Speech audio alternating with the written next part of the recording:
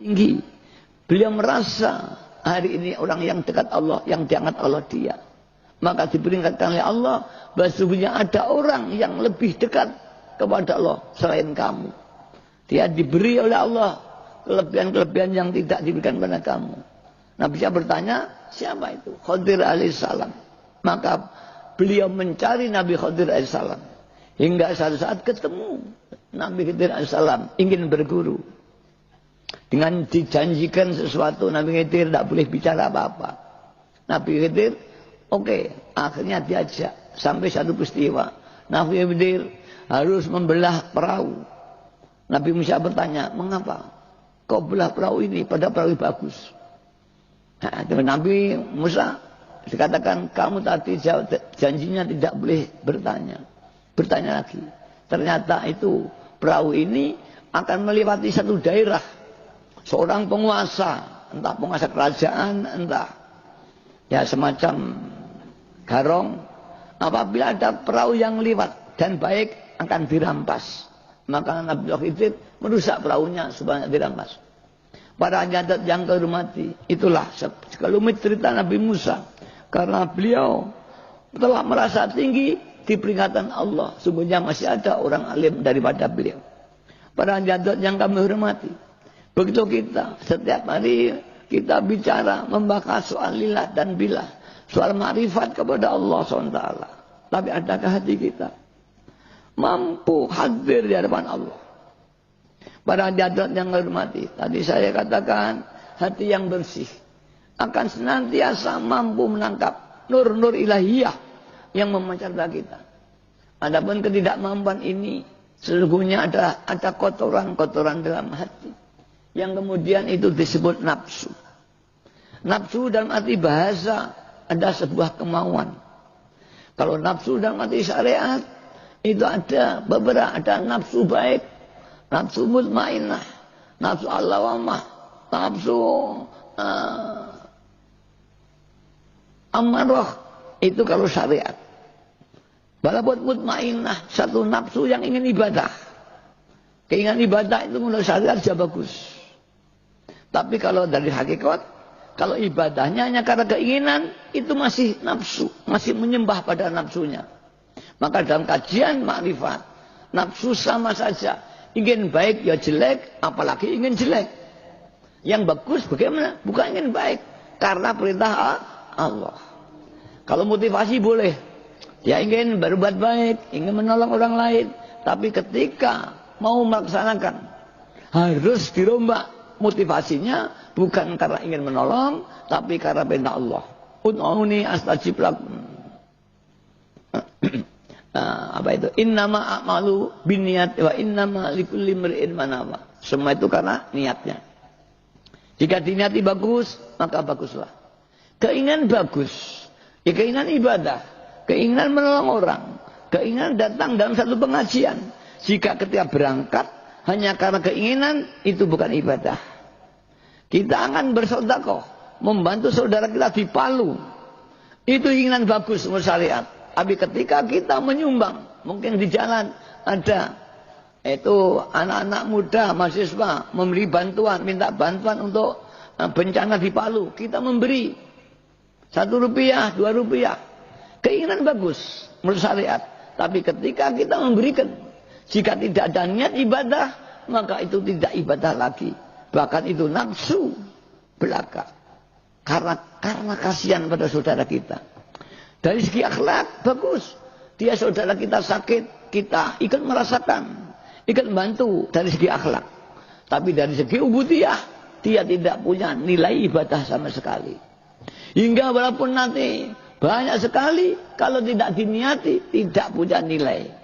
Ibadah, haji dengan uang yang banyak, tidak punya nilai. Kalah dengan orang hanya zikir, kemudian niat ibadah. Inilah prinsipnya ibadah. Para hadirat yang kami hormati. Kemudian bila tadi, kita tidak bisa merasa apa-apa kecuali Allah. Orang yang bisa ini, karena hatinya terus melihat Allah. Hatinya bisa menangkap nurnya Allah yang memancar dari kita. Untuk membersihkan nafsu yang ada di hati kita. Artinya mampu dari motivasi sekedar ingin bagus, ingin jelek, kemudian merombak sebutan ini niati untuk ibadah kepada Allah. Nah ini merombak ini hidayahnya Allah. Karena dia tahu melihat Allah Tuhan kita yang harus disembah, bukan sekedar diyakini. Para jadot yang kami hormati, para ahli tasawuf, semua berpendapat mencapai ini sulit tanpa ada guru yang kamil mukamil. Siapa guru kamil mukamil ini? Yang hakiki adalah Rasulullah sallallahu alaihi wasallam. Ya, yang irsyadul qalbi. Karena innama buistu liutammima makarimal akhlak. Aku diutus ini hanya untuk menyempurnakan akhlak. Akhlak adalah sikap mental seorang kepada Allah. Kalau seorang hamba yang bagus, maka mentalnya atau akhlaknya senantiasa mengabdi kepada Allah. Untuk mengabdi kepada Allah, dia harus senantiasa lillah dan billah. Maka sungguhnya secara syar'i pun Rasulullah merupakan mursyid. Dan secara batinnya Rasulullah adalah menuntun batinnya. Apakah bisa bahwa seseorang menuntun, prakteknya bagaimana? Dikatakan dalam tasawuf, para mursyidin ini bisa membimbing muridnya dari jarak yang sangat jauh sekali. Prakteknya ya mungkin tidak hampir sama. Seorang memanggil temannya di muka, fulan datanglah dia. Dengan dipanggil dia datang. Ini masih lahiriah. Masih lahiriah jarak jauh. Bisa dengan surat. Bisa dengan telepon hati. Kemudian lebih meningkat lagi.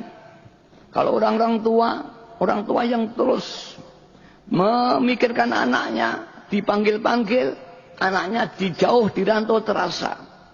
Ingin pulang. Nggak enak ingin pulang. Itulah praktek kemampuan jiwa berhubungan dengan yang lain. Ada lagi, lebih tinggi lagi, sudah kena ilmu. Misalkan ini di kalangan orang-orang Jawa, ada isa puter giling. Anaknya pergi, pulang nggak pulang-pulang. Digolekne wong tua, diputer giling, anaknya gelisah. Bisa pulang lagi. Lebih kuat lagi. Ya. Ini kalau di dulunya pondok-pondok namanya Asma Kurung. Didongani, orang itu bingung. Pulang aja dia. Kalau zaman kuno banyak petani yang tawahnya ombo dipageri. Kalau ada orang maling, tidak bisa keluar. Perasaannya mubeng aja, tahu-tahu paham pulang. Itu praktek rohani memanggil. Lah Al-Ghaus lebih daripada itu. Hati Al-Ghaus mampu memancar berhati muridnya. Yang asalnya lupa, ingat aja dia. Tahu ingat kepada Allah. Ingat ibadah. Seolah-olah dari mana nggak tahu dia ada kemampuan ini. Itulah seorang mursyid yang berkemampuan mampu membimbing hatinya. Dan sebagainya. Bahkan orang Jawa, wong nggak seneng, tiga seneng kok gaib. Wong seneng, tiga gak seneng, wong nggak seneng, tiga seneng. Hati itu bisa dimainkan sebetulnya. Ini kajian ilmu gaib. Kalau ilmu logika ya nggak bisa, orang kok begitu. Nah, maka disiplin rohani harus dipelajari oleh disiplin rohani. Jangan disiplin rohani dipelajari dengan hukum rasional. Bima aja. Ya ini kejadian. Kalau zaman dulu kala, katanya ini yang orang sumpel ada. Nilai lurah tuh bitingnya ganti, berubah. Bahkan kejadian, yaitu di Lumajang ini pengamal. Ini banyak menyatakan pada pengamal kita ketika Endah Kemarang ini ngajak bupati. Ini orang yang dari rumah tidak ingin nyoblos Endah. Ketika di tempat situ itu gambarnya tidak ada, yang ada hanya nama Endah dengan apa ya, Todil Haq. Itu terjadi. Nah Al-Ghaus itu jauh daripada itu. Apalagi Rasulullah Sallallahu Alaihi Wasallam. Kejadian banyak. Bahkan yang tahu Pak polisi itu di pengadilan sering. Apa di sungai apa itu hilang. Maka kadang-kadang polisi mersume ditunda lagi. Ditunda lagi. Sebenarnya sering hilang begitu itu. Cari lagi. Cuma ini tidak diungkap. Ini mungkin Mbak Miriam tahu. Berarti itu masih hilang. diinterogasi lagi, ditik, handotonnya keliru lagi, itu banyak kejadian. Nah ini kalau dibukti saya nggak bisa buktikan karena itu rahasia pengadilan, saya ini jangan dikatakan. Tapi kejadian kalau Saman bisa komunikasi betul, baru nanti kan tahu. Saman golei setan ya nggak bisa kalau Saman nggak punya ilmunya. Nggak mungkin. Ilmu hilang nggak ada karena Saman tidak masuk dalam disiplin ini. Kalau masuk masih ada. Ilmu menghilang, ilmu berjalan di air itu banyak. Tapi ya nggak ada orang tahu karena kita bukan bagian daripada mereka.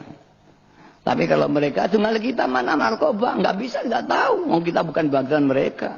Tapi kalau sama-sama ahli narkoba, banyak narkoba ini. Dicekal muncul kanan, dicekal muncul sama aja. Hanya kita tidak bagiannya. Nah begitu suara rohani, ini sangat tinggi sekali. Kita awam, kita tidak bisa. Hakikatnya manusia ini, dengan doanya, Rasulullah dengan doanya. Maka ketika Rasulullah ini di Taif, dilempari orang, malaikat Jibril mau marah. Rasulullah melarang jangan, malah berdoa, Allahumma hdi qaumi fa innahum la ya'lamun. Allahumma hdi qaumi fa innahum la ya'lamun dan sebagainya.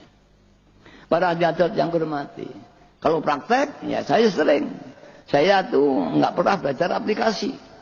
Kemudian saya baru tanya, aplikasi. Gaib ya aplikasi. Di program. Saya sering berdoa, Allah masyur man amila bihadir sholawat lahidiyah. Ya Allah, datangkan orang yang datang pada lahidiyah. Tamu saya setiap hari datang. Saya butuh orang alim, ya Allah, aku butuh pangbai badan. Ini ada orang datang membantu saya.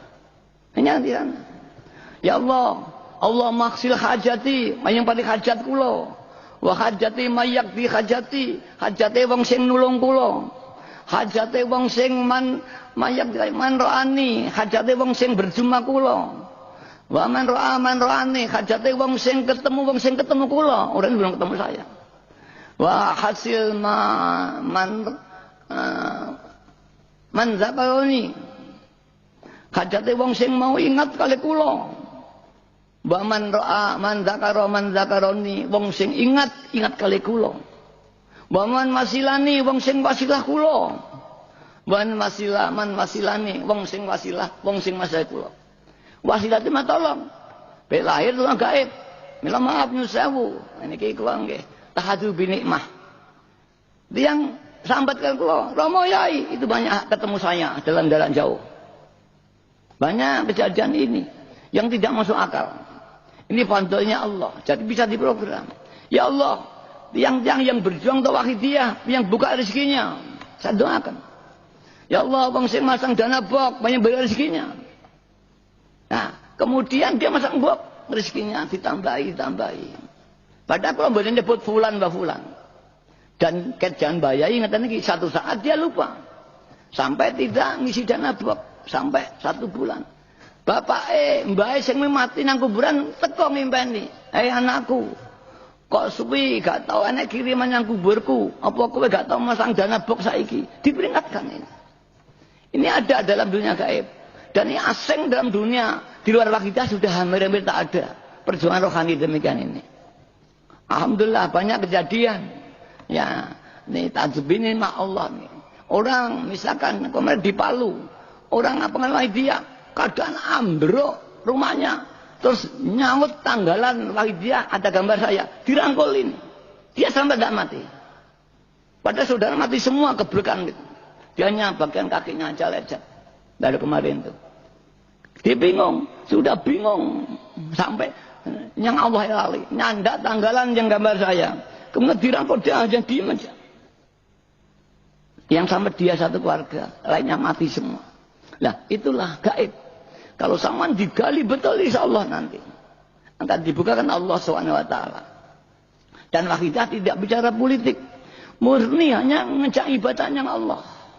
Tidak bicara golongan. Tidak bicara apa-apa. Kalau ada orang minta tolong, ya baca. Ya Sayyidi ya Allah berbanyak. Insya Allah ijabah.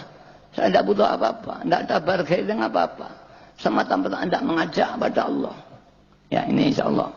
Lalu binikmah niki. Ya, yang kita bantu akidah alhamdulillah banyak jadi. Yang tidak jadi hanya aliran Kediri. Memang syariat lahiriah ya ada kekurangan. Buat tinggal email jadi sama Arifin, Nganjuk atau jadi ya. Nah, kemudian Lumajang jadi. Ya, kemudian Gus Saipul memang ada kekurangan setelah lahiriah. Dan memang pada itu tuh saya katakan Gus Saipul mungkin pada waktu itu Pak Edi ada enggak? Gus, ini nanti orang mengatakan sama enggak jadi loh. Saya sebutkan tahu. Sama nanti dikatakan sama enggak jadi, tapi cobalah aku tak ndonga. Barangkali ijabahi. Kalau gak ya tawakal, tapi sak mong nih sama enggak jadi. Ini Gus Saipul saya tak ngomong sak durunge. Langsung ada Bu Putih ada pada waktu di rumah saya. Nah, Pak Bu Putih insyaallah. Iki lain sing ngomong, saya enggak ngerti saya ini libatkan orang lain saja. Ada orang ngomong sama enggak jadi nanti, tapi tetap tak dukung. Lihat dulu namanya tak dungane, mudah-mudahan aku ijabah. Aku tak nyuwun nang Allah. Barangkali qadar masih qadar yang taklik yang digantungkan permohonan orang, bukan qadar yang sudah paten. Qadar ada dua, ada taklik digantungkan pada ikhtiar manusia, ada yang paten. Walaupun ikhtiar bagaimanapun tidak bisa. Ya ternyata nggak jadi. Maka ketika datang saya, ya sabar aja. Ini pun ya kita melangkah lagi. Udah mujadah. Mungkin kamu lebih bagus. Nah ini kira-kira gitu.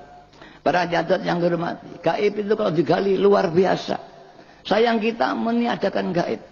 Lek kepepet tok aja kita baru usaha gaib. Tapi lek rodok penak, wis gak. Ya saya tadi ya begitu. Sampai maghrib, loh kok masuk angin. Saya gak penak. Kemudian saya baru sabtajat mujadah. Alhamdulillah. Mau begitu Pak Edi datang tadi, udah hilang Pak Edi. Sekarang sehat sekali saya. Tapi sudah sakit saya. Ya itu. Memang jiwa itu seperti fisik. Kena pengaruh gampang sekali. Anak angin, masuk angin. Jiwa sama sekali. Sangat sensitif. Hanya kita tidak kita rasakan. Fisik kita gampang masuk angin. Tapi karena perubahannya sedikit, tidak kita rasakan. Jiwa sama. Terus ada perubahan. Ada pengaruh sedikit, ada perubahan. Cuma kita tidak tidak teliti. Baru kalau sudah parah, baru kita ke rumah sakit. Jiwa sama. Jiwa itu setiap saat. Berubah terus. Tapi kita tidak memahami. Baru kalau sudah parah, kita lagi sadar terus yang rumah sakit atau mujadah. Begitu saya. Para jadot yang kau hormati. Ini saya analogkan ilmu-ilmu gaib itu. Begitupun soal keimanan. Dulu ada cerita. Ya. Ada cerita. Apabila seseorang itu mangan barang haram. Sekali aja, misalkan kalau dulu jangan diadukan mangan babi. Mangan babi saidi itu artinya peteng selama 40 hari. Ada. Itu mangan babi aja. Mungkin Pak Padel pernah dihitung dulu itu. Nah, pernah kamu dengar, Pak Padel itu sambil hitung dulu Pak itu. Ya, itu pegangannya dihitung dulu. Ini peteng. Karena hati-hati dengan makan haram ini. Itu orang tua dulu yang kan. Begitu kita bertingkah maksiat saidi aja. Sebetulnya sudah pengaruh jiwa kita. Angel jangan ingat tentang Allah. Coba, apa ini jajal? Apa tenang? Jajal tak? Makan barang haram. Siti aja. Diniat jajal. Apa betul pengerada? Dimakan. Diniati. Barang haram. Apa? Getih pite. Ada pengaruhnya. Lek sama teliti. Cuma sama enggak teliti sehingga seolah enggak. Ya nyapa tuh kok angel penting. Kok sulit ingat pada Allah. Memang itu aja. Tapi sama tidak teliti ini sebabnya apa. Nah maka tafakkur sa'atan khairum min ibadati sana. Berpikir sesaat itu lebih bagus daripada ibadah setahun nilainya. Karena ibadah setahun bisa aja nanti ibadahnya nggak diterima malah maksiat. Kalau berpikir akan tahu kekurangan-kekurangan kita sehingga bisa memperbaiki. Maka ada peribahasa berpikir 1 detik itu nilainya lebih baik daripada ibadah 1 tahun. Karena kalau siapa berpikir tahu ini aku apa sebabnya, mengapa aku ini kau gak kelem ibadah, tahu mengapa aku bodoh, oh karena tidak sinau, itulah rahasianya. Begitu tentang hati. Kalau hati bisa ditarik. Bahkan dulu itu ada cerita dalam suatu aliran sesuatu tertentu. Kalau sudah dikasih minum, dia lupa. Bahkan pernah terjadi, ini hak terjadi. Namanya Ki Fakhruddin dari Ambarawa. Orangnya ampuh, ahli